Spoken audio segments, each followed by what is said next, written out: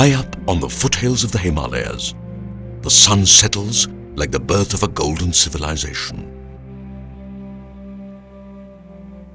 It is a bright May day between the 6th and 7th centuries BC. The warmth is touched with a tinge of cold. It is quiet, except for the sound of the wind whispering through treetops. In the lush Lumbini gardens, it seems like any other day. Suddenly, the fresh green silence is broken by the sound of many voices. Queen Maya Devi of the Sakya kingdom has stopped by these gardens along with her royal retinue. She is on her way to her parents' home in Devadaha to deliver her child. Trying to relax, she is racked by labor pains. Grabbing hold of the branch of a tree, she gives birth to a beautiful baby boy. Lumbini's rarefied air trembles with the cry of the newborn. The child is picked up tenderly and given his first purificatory bath in the brisk waters of the Pushkarni. There is great rejoicing in the land, and the child prince is named Siddhartha. But within a week of the birth of the little prince, the palace is visited by death. Unable to recover from her confinement, Queen Maya Devi dies, leaving behind the 7-day-old Siddhartha. Siddhartha spent the first 30 years of his life in Tilara court. This was his father's home in the capital Kapilavastu, now in Nepal, and 27 kilometers west of his birthplace, Lumbini. Even before his birth, wise men had predicted that Suddhodhana's son was destined for greatness. He would either grow up to become a mighty king or a holy man of wisdom revered by the world. The king remained painfully conscious of this prediction. He was determined that Siddhartha should become a great king and not a religious leader. So he shielded him from religious teachings and protected him from the knowledge of human suffering.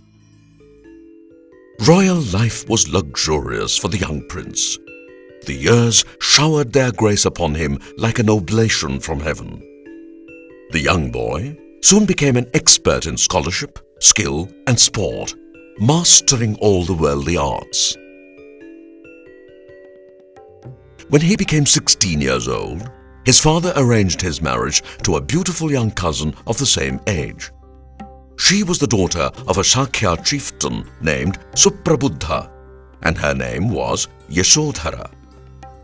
Their life together was immensely satisfying, and Siddhartha spent much of his time in the company of his wife.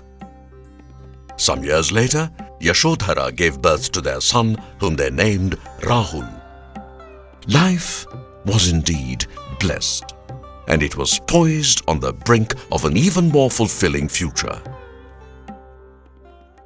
One day, as he was riding out from the palace in his chariot, watching the bustle and commerce of ordinary city life, Siddhartha was struck by the forbidden sight of an old and decrepit man. It was a disturbing sight. The young prince returned to his palace, lost in thought. It showed him for the first time the insecurity of living and the decay that was an inalienable part of every human life. Another day, riding in the company of his trusted charioteer, Channa, he saw a man on the road ridden with disease and pain, and came away with the realization that suffering was embedded in the life of man. The third sight was that of death. Seeing a corpse laid out on a bier, the prince was so shaken by the transience of life that he lapsed into deep thought, wondering how one could liberate oneself from the experience of death. And then, not long afterwards, came the fourth and final sight that appeared like an answer to these problems. The young prince caught sight of a meditating monk, serene and alienated from the despair of life. Here was someone who had renounced worldly pleasures and was living as an ascetic. Siddhartha withdrew more and more into himself, thinking about the unusual sights he had seen. It was a long and dark internal journey through days and nights. But finally, Siddhartha surfaced, strengthened by a firm decision. In the middle of the night, he left his wife and son sleeping in bed and walked out of the palace. He ordered his charioteer, Channa, to get his chariot ready and rode out into the night. They drove through silent streets and soon left behind the sleeping city. In time, they reached the forest and then crossed a stream. Siddhartha dismounted and removed all the jewelry and fine clothing from his person, peeling away all semblance of his royal status. "Return to the palace and take these back with you," he told Channa. The shocked charioteer tried to dissuade him. Siddhartha smiled and sent him on his way. Siddhartha walked to a mango grove nearby. He stayed there for a week, meditating upon his future course of action. After that, his search began in earnest. Siddhartha learnt techniques of meditation under hermits. He joined other seekers in finding a way out of the cycle of birth and death. The most valuable lesson Siddhartha learnt was that if he were to search for the truth, he had to do it on his own and not depend on others. He went through extreme austerities till his handsome body was reduced to skin and bone.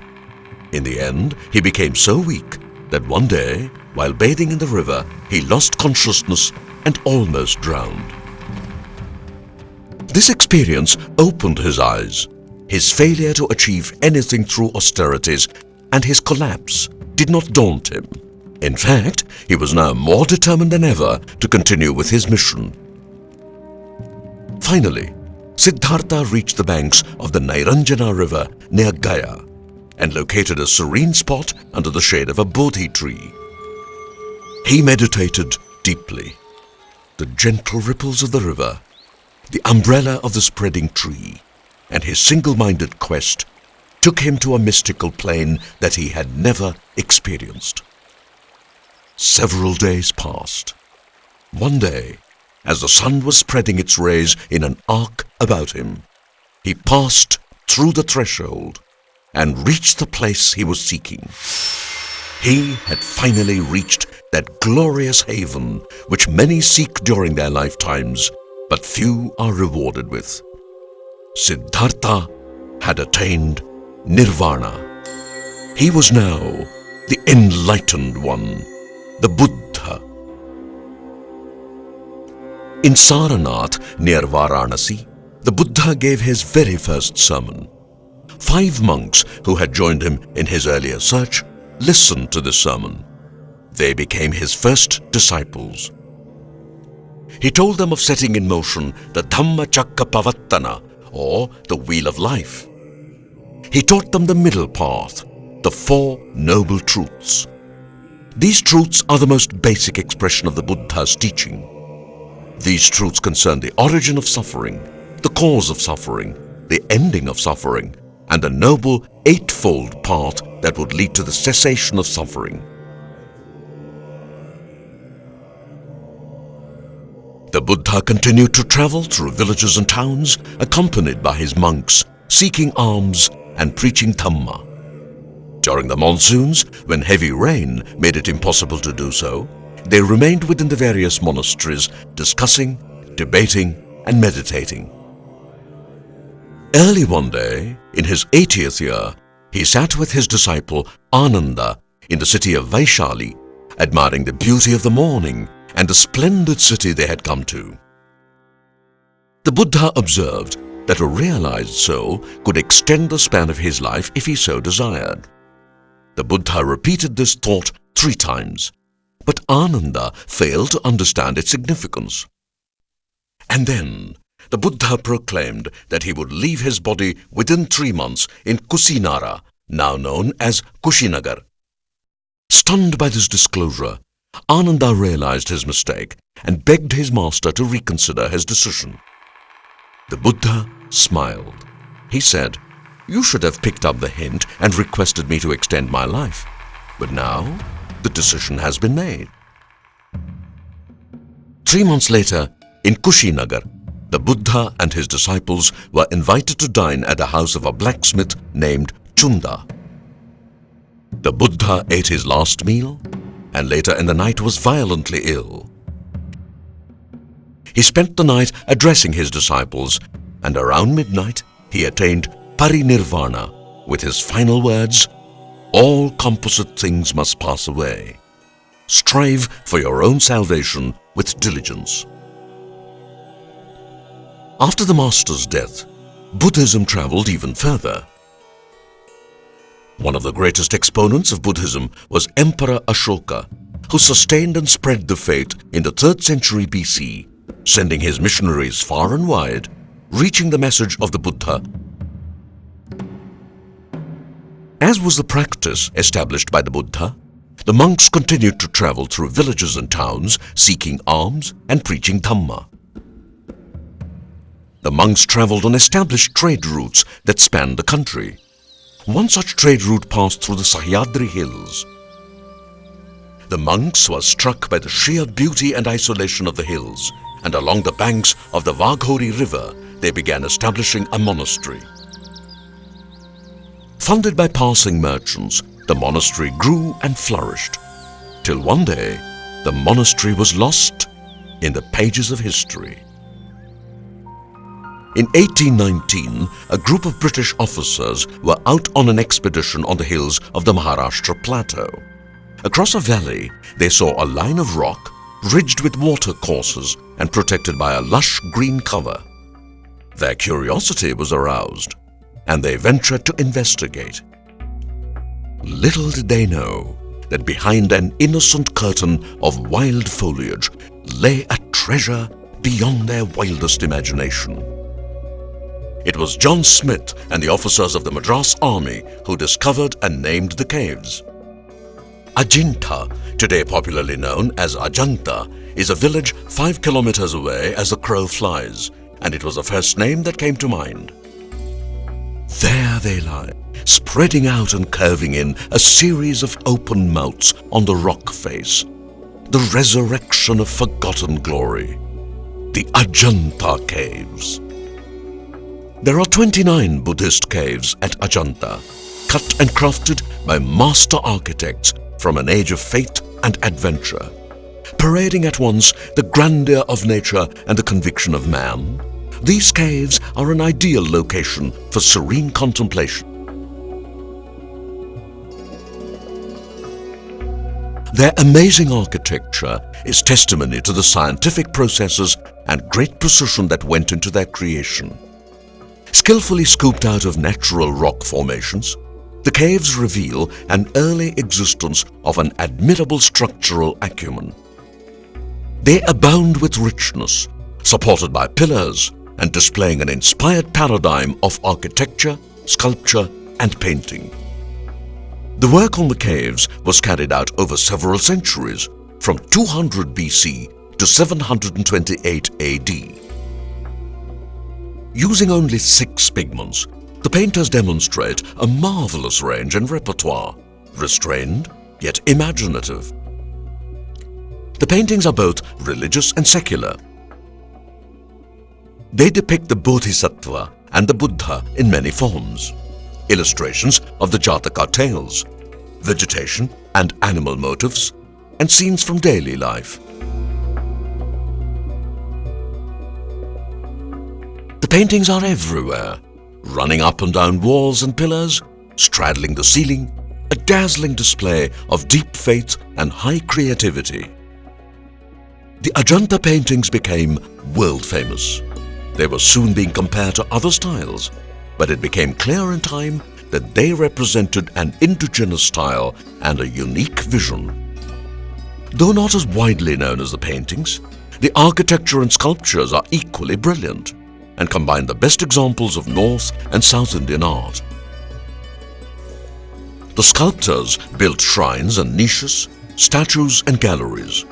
They were mainly dedicated to the Buddha, who is depicted in the contemplative, protective and teaching poses, and sometimes in the form of celestial images.